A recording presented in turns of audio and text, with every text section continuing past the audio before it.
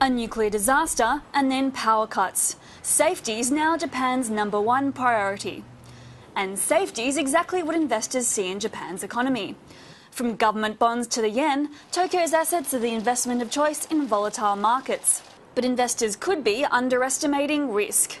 Public debt soaring, the yen volatile with no resolution in sight. With a large deficit already being recorded and of course a high stock of debt, it's very hard to see how they come up with any fiscal stimulus for the economy.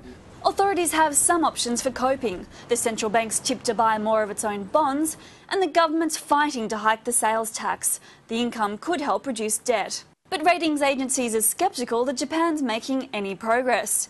Fitch cut Japan's credit rating in May, saying its fiscal consolidation plans were leisurely.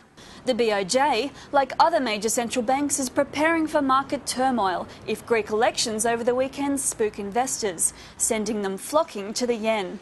The IMF says the surging yen poses a serious risk to Japan's economic outlook.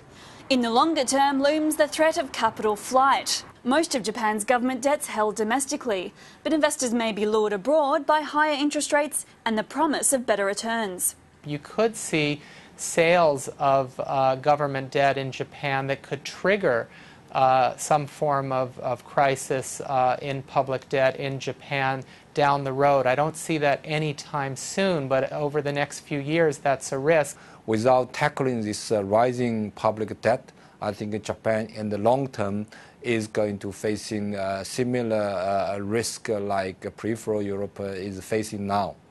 These vulnerabilities mean investors shouldn't bank on Japan's safe haven status for long.